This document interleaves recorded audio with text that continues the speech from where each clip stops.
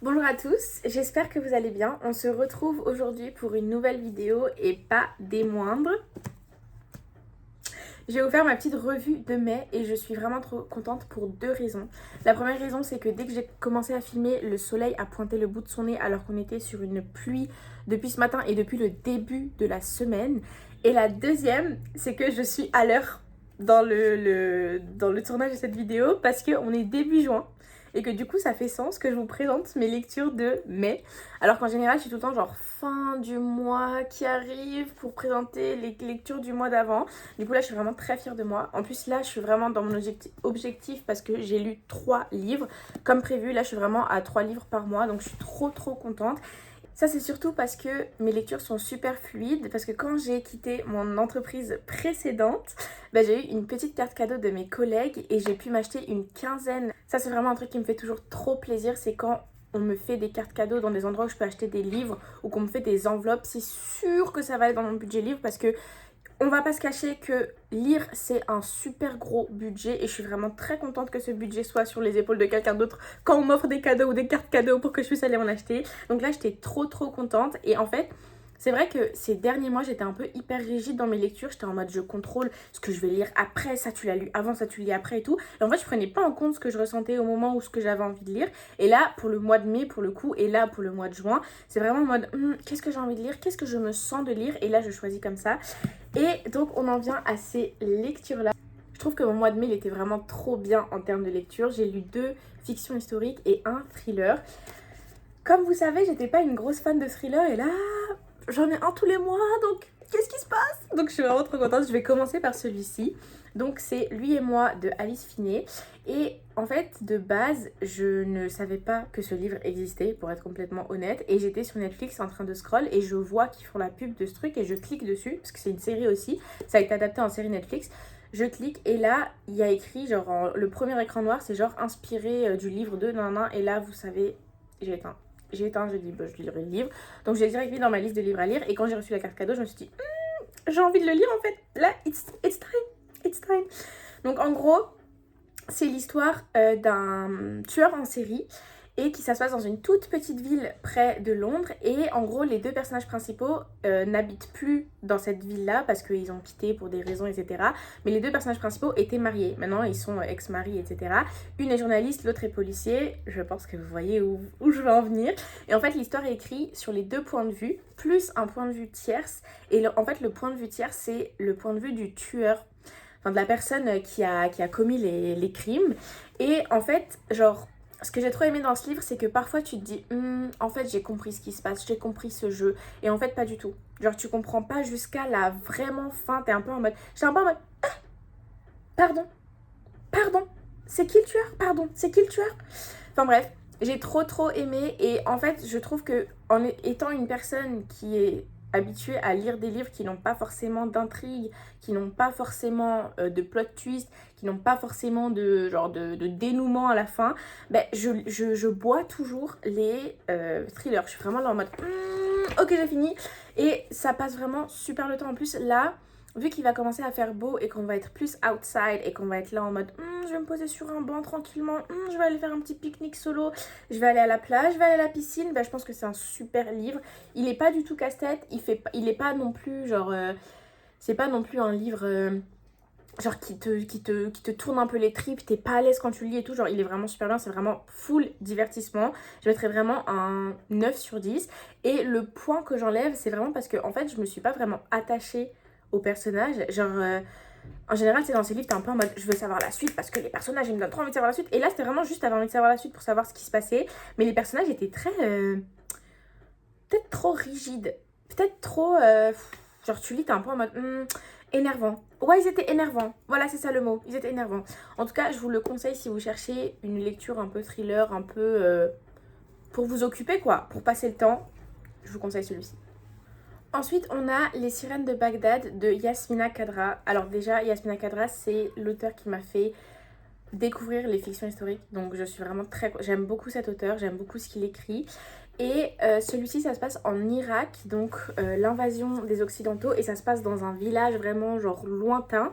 Et du coup le protagoniste, le personnage principal, il habite dans ce village lointain et au début il n'est pas vraiment impacté par l'invasion des Occidentaux en Irak, etc. Parce que le village est trop loin de tout ce qui se passe. Et au fur et à mesure, en fait, il y a des moments où du coup ça les impacte, genre entre les opinions politiques de certains dans les cafés qui se divisent, ou les disputes des autres, etc. Ou dans les magasins, etc. Genre au bout d'un moment ça vient, et un jour ça vient vraiment, et il y a un événement, et le mec en fait, le protagoniste, il est vraiment très un peu détaché de tout ça, genre ça arrive dans son pays, etc. Mais vu que ça arrive tellement loin qu'il est pas vraiment, genre il est pas non plus inclus dedans, you know, like il voit les autres un peu être dans des groupes rebelles, essayer de s'organiser pour la libération de l'Irak, etc., etc. Et lui, il est un peu genre en retrait, il est un peu en mode, il vit sa vie comme d'habitude, il est pas... Voilà. Et à un moment, il se passe un truc qui arrive directement dans sa maison, et là, en fait, ça le change à tout jamais, et il va commencer à s'inclure dans des groupes rebelles, etc., et à faire des choses auxquelles il s'attendait pas du tout, et auxquelles nous-mêmes on s'attendait pas du tout, parce que le mec est très très de tension, très chill, très voilà, comme s'il se passait rien dans son pays. Et là d'un coup bam, il va switcher, et en gros on va suivre son histoire. Et ce que j'adore en général avec les personnages de Yasmina Khadra, c'est que déjà ces personnages ne sont pas du tout attachants. T'es pas du tout attaché à ces personnages, mais tu développes une empathie, et genre je trouve que il se met pas du côté héros du personnage, il se met vraiment du côté limite anti-héros. Genre un peu le mec, tu te dis ouais mais je comprends pas pourquoi il fait ça, je comprends pas, etc. Genre c'était comme son livre, je crois qu'il s'appelle Khalil, je vous le mets là. Ce livre, tu vois, t'as les points de vue de la personne qui commet des actes terribles, et t'arrives à comprendre, t'arrives à te mettre dans la peau de la personne et à te dire ah ok, je comprends. J'ai aucune sympathie pour toi, mais je comprends. Et je trouve ça vraiment bien. Et l'écriture est vraiment bien. Et le livre m'a mis vraiment mal à l'aise. Je vais pas vous mentir qu'il y a des moments où j'étais vraiment mal à l'aise. Mais pas dans le sens où genre, ah c'est gênant. Mais un peu dans le sens où genre, c'est pas confortable de lire ce genre de livre. Mais c'est une très belle lecture. Et en général, je trouve que Yasmina Khadra, c'est de très belles lectures. Et ça te touche quand même une corde. Voilà, donc je le conseille. Je mettrai un joli... ouais... 8,5, 9 sur 10.